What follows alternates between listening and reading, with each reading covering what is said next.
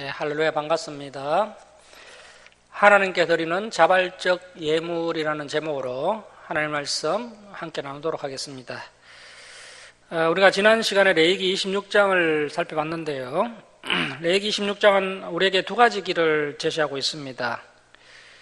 하나님의 율법, 즉 하나님의 말씀에 순종하면 행복한 미래를 맞이하게 될 것이지만 말씀에 불순종하면 불행한 미래를 맞이하게 된다라는 것입니다. 그래서 저와 여러분이 하나님의 말씀을 잘 지켜서 풍성한 복의 길로 나가야 한다라는 것입니다. 자, 이제 레위기 마지막 장인 27장은 마치 레위기에서 부칙과 같은 내용인데요. 이 27장은 하나님께 드리는 자발적 예물에 대해서 말씀하고 있습니다. 하나님께 드리는 자발적 예물은 성도 스스로 감동된 마음으로 하나님께 드리는 예물이기 때문에 더욱 귀한 예물이 되겠습니다. 자, 그래서 오늘 본문을 통해서 우리가 생각해 봐야 할 것은 우리의 신앙이 하나님께 받기만 원하는 신앙을 넘어서서 이제 능동적으로 드릴 수 있는 마음으로 성장하여야 한다라는 것입니다. 누가 시키지 않았지만 스스로 하나님을 사랑해서 자발적으로 예물을 드릴 수 있는 성도가 되어야 함을 이 레위기 27장이 교훈하고 있습니다. 자, 그래서 이 본문은 레위기의 다른 본문들보다도 한참 더 높은 말씀이라 할 수 있습니다. 마치 신약의 산상수훈처럼 아주 고차원적인 내용이라 할 수 있겠습니다. 자, 먼저 27장 1절에서 8절은 사람의 봉헌에 관한 선규례입니다. 사람의 봉헌에 관한 선규례인데요. 27장 1절 말씀 보시겠습니다. 여호와께서 모세에게 말씀하여 이르시되 이스라엘 자손에게 말하여 이르라. 만일 어떤 사람이 사람의 값을 여호와께 드리기로 분명히 선하였으면 너는 그 값을 정할지니. 자, 그러니까 하나님의 은혜를 많이 받은 성도님이 주정헌금이나 11조를 드리는 것으로는 만족이 되지 않는 겁니다. 더 하나님과 친밀해지고 싶고 하나님 앞에 더욱더 감사의 마음을 전하고 싶어서 스스로 하나님, 제 자신을 하나님께 바치겠습니다 라고 선한 사람이 있을 수 있다는 것입니다. 자, 이렇게 하나님께 자신을 드리기로 선한 사람은 이제 풀타임으로 사역을 하면서 하나님께 헌신을 해야 하는데 성막에는 이미 제사장들과 레위인들이 사역을 하고 있습니다. 그래서 하나님께 자신을 드리기로 선한 사람이라 할지라도 성막에서는 일을 할 수가 없습니다. 자, 이처럼 성막에서 풀타임으로 사역을 할 수는 없지만 그 대신 자신의 몸값을 하나님께 헌금함으로써 마치 풀타임 사역자처럼 하나님 앞에 자신의 전부를 들여서 헌신한 것처럼 그렇게 하나님께서 인정해 주시는 방법이 바로 자신의 몸을, 자신의 몸값을 헌금하는 방법이라 하겠습니다.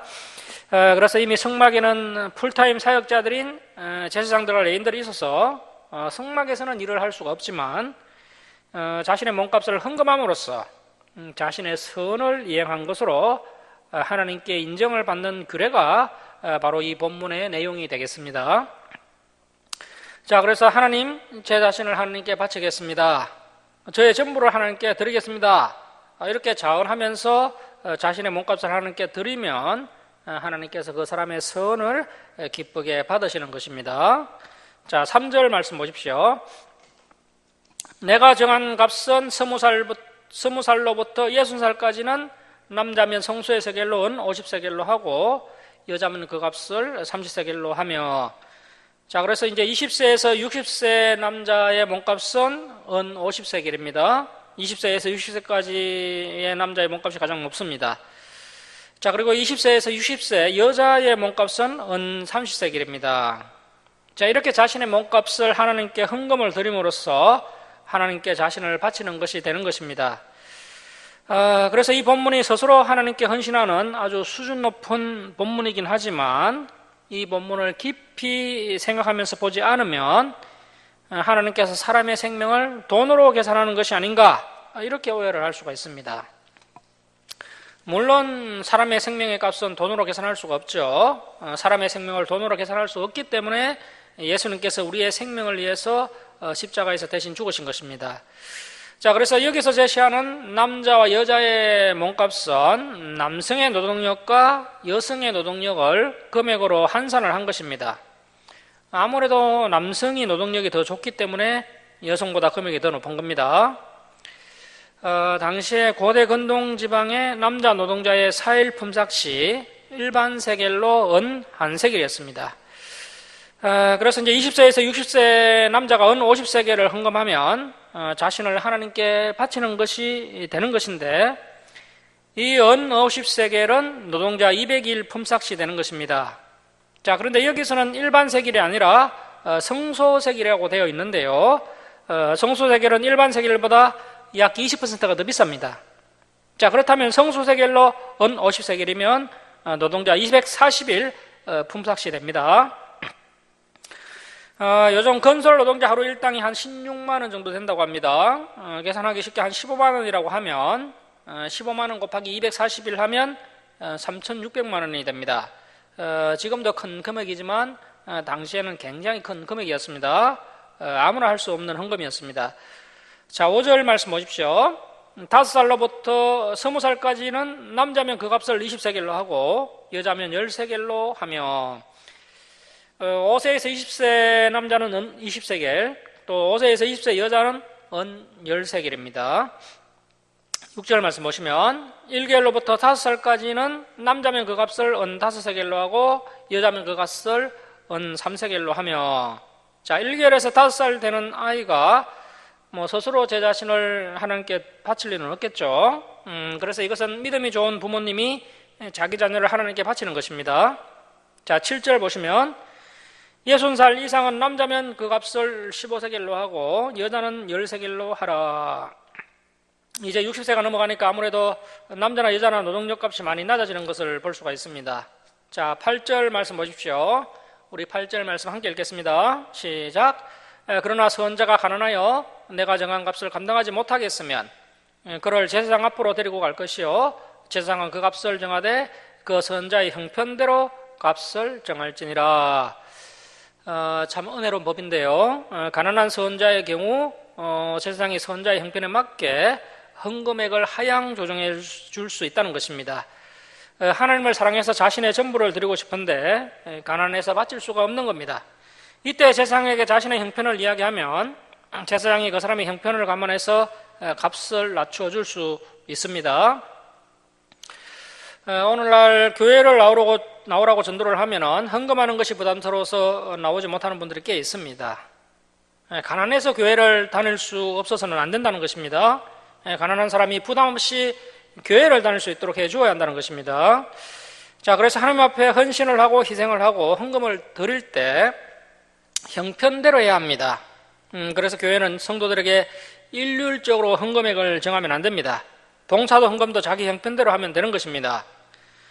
이 본문을 통해 알 수 있는 것은 우리 하나님께서는 무리하지 말고 형편대로 헌금하기를 원하신다는 것입니다. 이러한 성규례를 통해서 분명하게 하나님의 뜻을 확인할 수 있습니다. 그래서 이 성규례는 하나님 제 자신을 하나님께 바치겠습니다 라고 스스로 하나님께 자신을 드리는 규례인데 신약시대처럼 아주 수준 높은 제도라는 것을 알 수 있습니다. 자, 이제 9절에서 13절은 가축의 봉헌에 관한 성규례입니다. 가축의 봉헌에 관한 성규례인데요. 이 부분도 감동적인 내용들이 있습니다. 어떤 사람이 이제 소와 양을 키우다가 소 한 마리가 너무나도 이쁜 겁니다.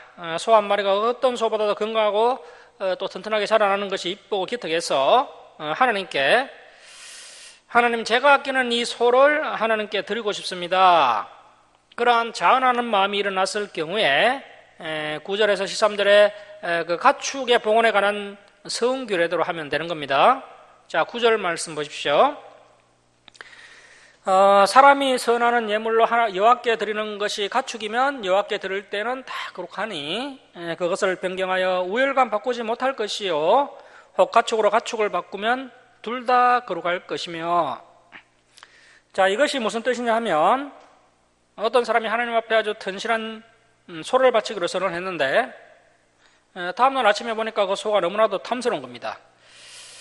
야, 이 튼실한 소를 하나님께 바치기는 좀 아깝구나 하면서 그것보다 좀 못한 것으로 바꾸려 한다는 거죠. 자, 그때 하나님께서 뭐라고 하시느냐 하면 우열간에 바꾸지 마라. 바꾸면 2마리 소를 다 바쳐야 한다라는 것입니다. 그래서 우리가 가능하면 함부로 하나님께 선을 하지 않는 것이 좋습니다. 그리고 또 하나님께 선을 하였다면 반드시 그 약속을 지켜야 합니다. 자, 이제 11절 이하는 만약 여호와께 바치기로 약속한 가축을 제사장에게 가지고 갔더니 제사장이 자세히 살펴보니까 흠이 있는 겁니다. 자, 그렇게 흠이 있는 것이 밝혀지면 하나님께 드릴 수가 없습니다. 그래서 흠이 있는 가축을 하나님께 드릴 수가 없고 대신 헌금으로 드릴 수 있도록 했습니다. 자, 11절 말씀 보십시오. 부정하여 여호와께 예물을 드리지 못할 가축이면 가축을 제사장 앞으로 끌어갈 것이요 제사장은 우열간의 값을 정할지니 그 값이 제사장에 정한 대로 될 것이며. 자, 그래서 드리려고 했던 가축이 어쩌면 있거나 문제가 있을 경우에는 헌금으로 드릴 수 있다는 것입니다. 그래서 하나님께 가장 좋은 것을 드려야 한다는 것이죠. 자, 이제 13절은 앞의 내용과는 좀 다른 내용인데요. 우리 13절 말씀 함께 읽겠습니다. 자, 시작. 만일 그것을 물으려면 내가 정한 값에 그 5분의 1을 더할지니라. 하나님께 양을 드리려고 선을 했는데 다음날 마음이 바뀐 겁니다. 그래서 이제 선을 취소했다면 처음 드리려고 했던 것에서 20%를 더해서 드려야 한다는 것입니다. 자, 그래서 드리려는 양의 가격이 50만 원이라고 한다면 그것에 5분의 1을 더하면 10만 원이죠. 그래서 60만 원을 하나님께 드려야 한다는 겁니다. 그래서 우리가 하나님께 드리기로 마음을 정한 그 순간 그것은 이미 하나님의 것이 된 것입니다. 그러니까 이미 하나님의 것이 된 가축을 다음날 마음이 바뀌어서 이제 그것을 이제 물으려고 하면 다시 그 가축을 찾아오는 것이 되기 때문에 그 가축 값의 5분의 1, 즉 20%를 더해서 찾아와야 한다는 것입니다. 자, 이러한 맹세와 선에 관한 말씀을 살펴보면서 우리가 깨달을 수 있는 것은 하나님께 절대 성급하게 선을 하면 안 된다는 겁니다. 자, 그런데 오늘날 교회에서 사람들의 감정을 불러일으켜서 무리하게 선을 하도록 하는 것을 볼 수 있습니다. 감정이 고조되면 성급하고 무리한 선을 할 수 있기 때문에 결코 바람직하지 않습니다. 자, 그래서 하나님께 성급하게 선을 하면 안 됩니다. 그리고 또 하나님께 선을 했다면 반드시 그 약속을 지켜야 합니다. 자, 이제 14절 이하는 가옥봉헌과 땅봉헌에 관한 규례인데요. 앞에서 자신을 드리고 싶은 사람이 있었죠. 그리고 또 가축을 드리고 싶은 사람이 있었습니다. 그리고 이제 14절에서 50절은 심지어 집을 바치려고 하는 사람이 있을 수 있다는 것입니다. 이런 사람들은 사실 별로 없죠. 그래서 이렇게 레위기 부록에 이러한 말씀이 기록된 겁니다. 부록이기 때문에 중요하지 않은 것이 아니라 오히려 레위기 일반 율법보다 한참 더 높은 율법입니다. 자, 그래서 가옥봉헌과 심지어 땅을 봉헌하는 사람이 있었습니다. 마치 신약시대 성도들을 보는 것 같습니다. 자, 우리 마가복음 10장 29절 한번 보겠습니다. 마가복음 10장 29절입니다. 자, 이러한 말씀들을 살펴보면서 우리가 늘 조심해야 할 것은 자기 믿음의 분량대로 봉헌을 해야 한다는 겁니다. 그래서 교회 분위기 때문에 아니면 담임 목사님이 눈치를 주기 때문에 어쩔 수 없이 자기 믿음을 넘어서서 과하게 봉헌하게 되면 오히려 시험에 들 수가 있습니다. 자, 마가복음 10장 29절 말씀 보십시오. 예수께서 이르시되 내가 진실로 너에게 이르노니 나 복음을 위하여 집이나 형제나 자매나 어머니나 아버지나 자식이나 전토를 벌인 자는 현세에 있어 집과 형제와 자매와 어머니와 자식과 전토를 100배나 받되 박해를 겸하여 받고 내세의 영생을 받지 못할 자가 없느니라. 짧은 구절이긴 하지만 우리가 인생을 어떻게 성공할 수 있는지 해답을 제시해 주는 본문이라 할 수 있는데요. 자, 그래서 예수님의 제자 중에 심지어 집을 바치고 전투를 바치고 또 가족을 희생하면서까지 충성한 사람들이 있었는데 그렇게 하나님께 헌신을 하면 현세의 100배나 받게 되는데 박해도 겸하여 받게 된다는 겁니다. 그리고 내세의 영생을 받지 못할 자가 없다는 것이죠. 마치 이런 신약과 같은 내용이 레위기 27장 14절 이하의 말씀이 되겠습니다. 자, 다시 레위기 27장 14절 말씀 보시겠습니다. 만일 어떤 사람이 자기 집을 성별하여 여호와께 드리려 하면, 자, 믿음이 얼마나 좋은지 자기 집을 하나님께 드리려고 합니다. 제사장이 그 우열간의 값을 정할지니 그 값은 제사장이 정한 대로 될 것이며, 오늘날은 수요와 공급에 의해서 집값이 결정되죠. 하지만 이 당시에는 이 집값은 제사장이 정하는 대로 결정이 되었습니다. 자, 15절 보시면, 만일 그 사람이 자기 집을 물으려면 내 값을 정한 돈의 그 5분의 1을 더할지니 그리하면 자기 소유가 되리라. 자, 그래서 어떤 사람이 하나님의 은혜가 너무나도 커서 하나님, 저의 집을 하나님께 드리겠습니다, 이렇게 선언을 했다가 다음날 아침에 내가 너무나도 성급하게 선언을 했구나 후회하면서 다시 하나님께 그 집을 바치지 않기로 마음을 변경하면 그 집값의 5분의 1을 더해서 하나님께 드려야 됩니다. 하나님께 드리려 했던 그 집값이 5천만 원이면 그것의 5분의 1, 즉 1,000만 원을 더해서 6천만 원을 드려야 됩니다. 이 본문에서 우리가 깨달을 수 있는 것은 우리가 함부로 하나님께 선을 하면 안 된다는 겁니다. 하나님께 약속한 것을 취소하면 약속을 안 한 것보다 못한 것이 됩니다. 그래서 교회가 성도들의 마음을 자극해서 성급하게 선을 하도록 하면 안 됩니다. 정말 자발적 헌신과 감동된 마음으로 진정한 헌신을 할 수 있어야 한다는 것입니다. 성급한 약속은 이렇게 손해배상을 해야 할 정도로 하나님께 잘못을 저지르는 행동이 된다는 겁니다. 오늘날 많은 성도님들이 얼마나 성급하게 하나님께 선을 하고 있습니까? 그런 성급한 선들이 잘 지켜지지 않는데 그러한 지켜지지 못하는 선은 하나님께 큰 죄를 범하는 것이 됩니다. 자, 이제 16절에서 25절은 땅의 봉헌에 관한 성규례입니다. 땅의 봉헌에 관한 성규례인데요. 16절 말씀 보십시오. 만일 어떤 사람이 자기 기업된 밭 얼마를 성별하여 여호와께 드리려 하면 마지기 수대로 내가 값을 정하되 보리 한 오멜 지기에는 은 50세겔로 계산할지며, 만일 그가 그 밭을 희년부터 성별하여 들었으면 그 값을 내가 정한 대로 할 것이요, 만일 그 밭을 희년 후에 성별하여 들었으면 제사장이 다음 희년까지 남은 연수를 따라 그 값을 계산하고 정한 값에서 그 값에 상당하게 감할 것이며. 자, 그래서 어떤 사람이 자기가 가진 밭의 일부를 하나님께 드리려고 한다는 것이죠. 자신이 가진 그 땅 전부를 드리면 이 당시에는 살아갈 방법이 없습니다. 그래서 이제 이 사람이 자신의 땅 일부를 하나님께 드리고 싶다라는 그런 감동이 일어난 것입니다. 자, 그래서 그 땅을 성별에 하나님께 드릴 때 제사장이 그 땅값을 정확하게 이제 계산을 해주어야 합니다. 그 땅값을 계산하는 원리는 이렇습니다. 그 땅에서 나눈 소출량을 먼저 환산합니다. 예를 들면 이제 희년 중에 한 10년이 지났으면 이제 다음 희년까지 40년이 남았습니다. 그래서 이제 40년치 소출을 환산해서 그 땅값을 매기는 겁니다.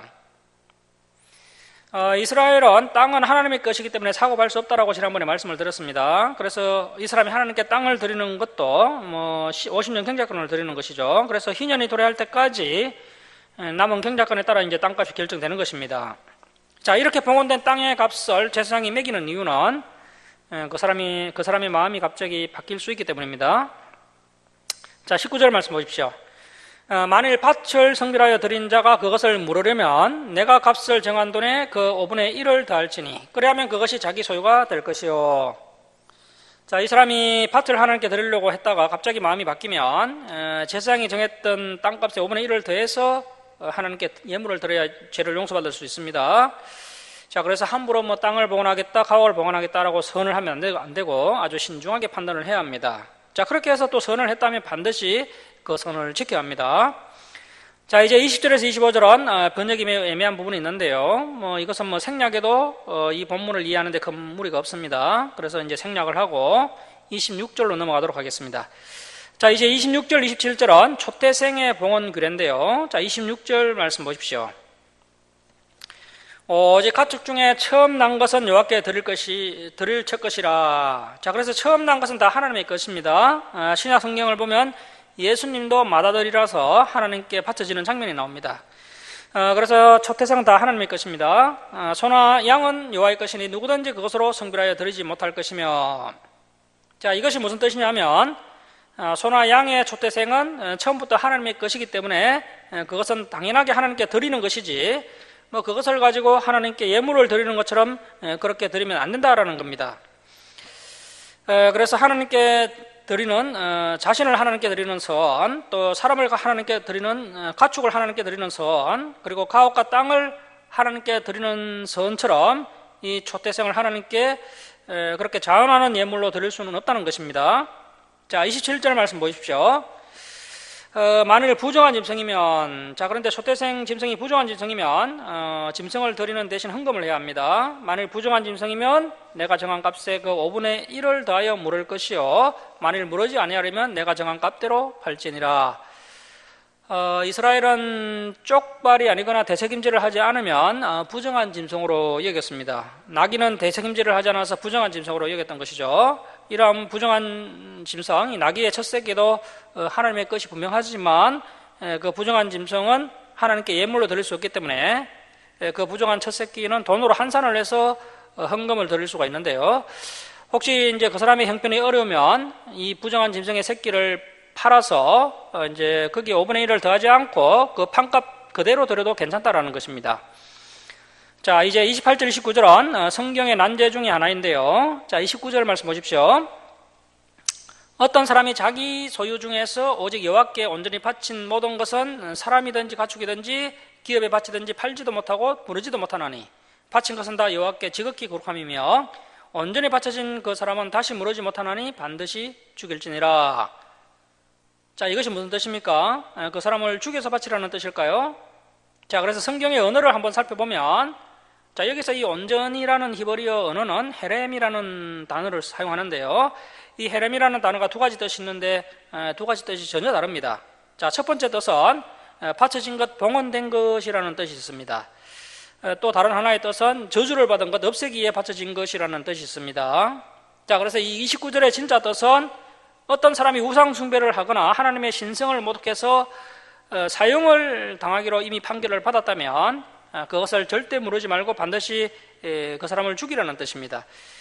자, 그래서 도저히 용서받을 길이 없는 악한 죄를 지은 자들은 하나님의 공의 앞에서 속죄될 방법이 전혀 없다라는 뜻입니다. 자, 이제 30절에서 33절은 11조에 관한 규례인데요. 우리가 앞에 살펴봤던 예물은 자발적인 예물이었습니다.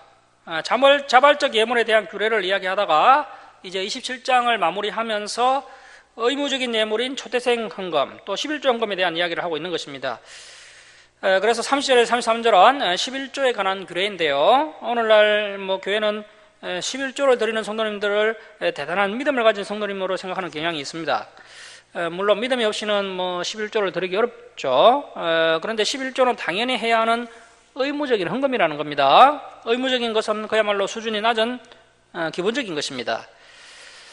자, 이제 30절에서 31절은 땅의 소산물의 11조가 되겠습니다. 자, 30절 말씀 우리 함께 읽겠습니다. 자, 시작.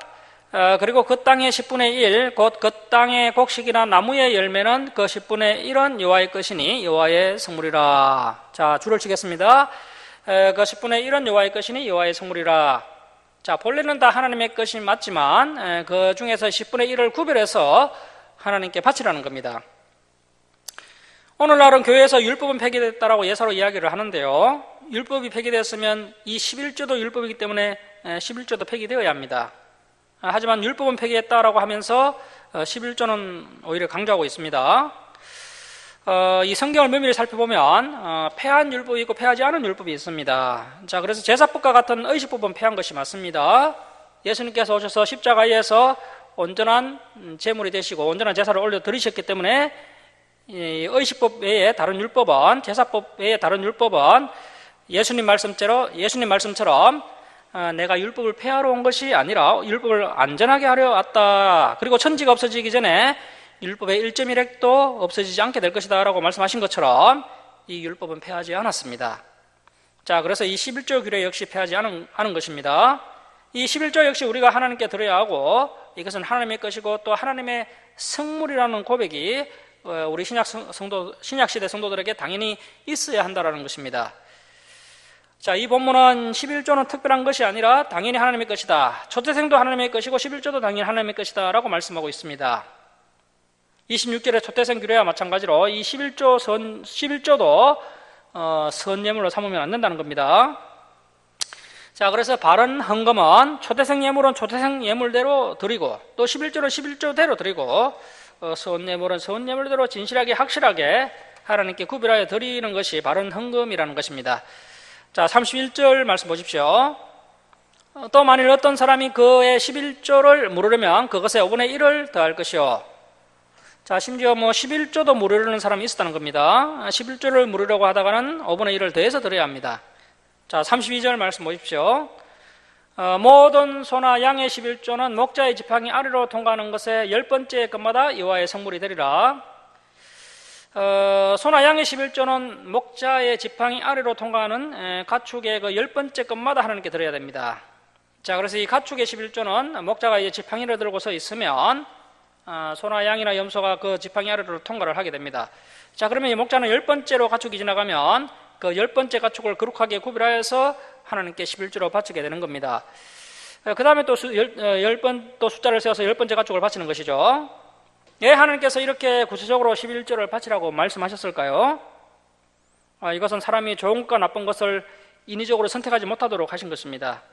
11조를 하면서 인간이 가질 수 있는 수많은 이기적인 마음이 있습니다.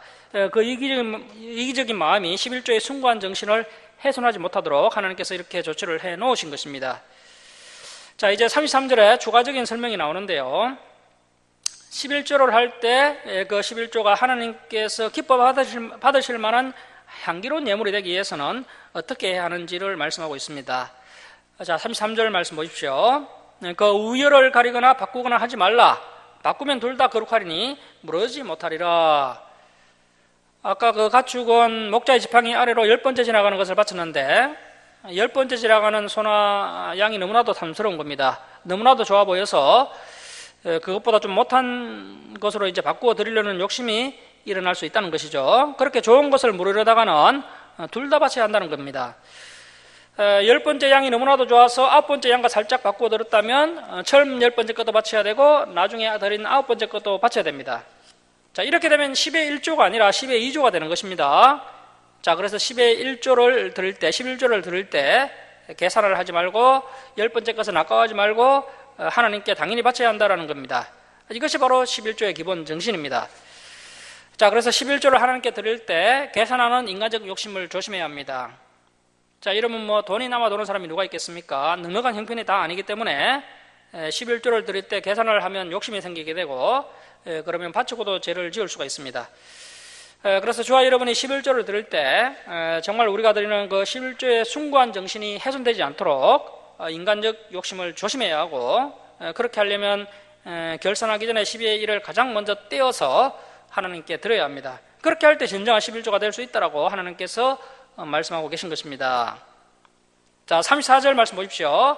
우리 마지막으로 34절 말씀 함께 읽겠습니다. 자, 시작.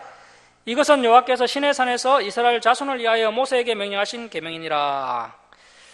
자, 이렇게 해서 레위기를 마쳤습니다. 이 레위기는 오경의 중심이고 또 구약의 중심이 되는 책입니다.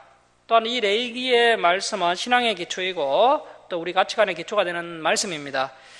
우리가 이 레위기 말씀을 배움으로 하나님을 경외하게 되지만 이제는 믿음이 더욱더 성장하여서 하나님을 사랑함으로 하나님의 말씀을 지킬 수 있는 성숙한 성도가 되어야 한다는 것입니다. 저와 여러분이 하나님을 경외하고 사랑함으로 하나님의 말씀을 지키는 성숙한 성도님들이 다 될 수 있기를 주님의 이름으로 축원합니다.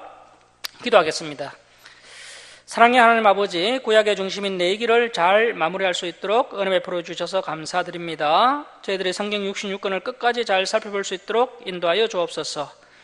하나님 아버지, 저희들이 이 말씀을 다시 한번 가슴판에 잘 새겨서 하나님을 경외하며 우리 앞에 복과 저주가 놓여 있음을 명심하게 하셔서 하나님의 말씀을 잘 지켜서 진정한 복의 길로 갈 수 있는 성도들이 되게 하여 주옵소서. 하나님 아버지, 레위기 마지막 장인 27장에 기록된 자발적 예문에 대한 말씀을 살펴보면서 저희들의 신앙이 하나님께 받기만 원하는 신앙을 넘어서서 능력적으로 하나님께 드릴 수 있는 믿음으로 성장하게 하여 주옵소서. 하나님 아버지, 저희들이 이 레위기의 말씀을 배움으로 하나님을 경외하는 성도들이 되게 하시고 이제는 더욱더 성장하여서 하나님을 사랑함으로 이 말씀을 지킬 수 있는 성숙한 성도들 되도록 은혜 베풀어 주옵소서. 감사드리며 우리를 구원하여 주신 예수님의 이름으로 기도드립니다. 아멘.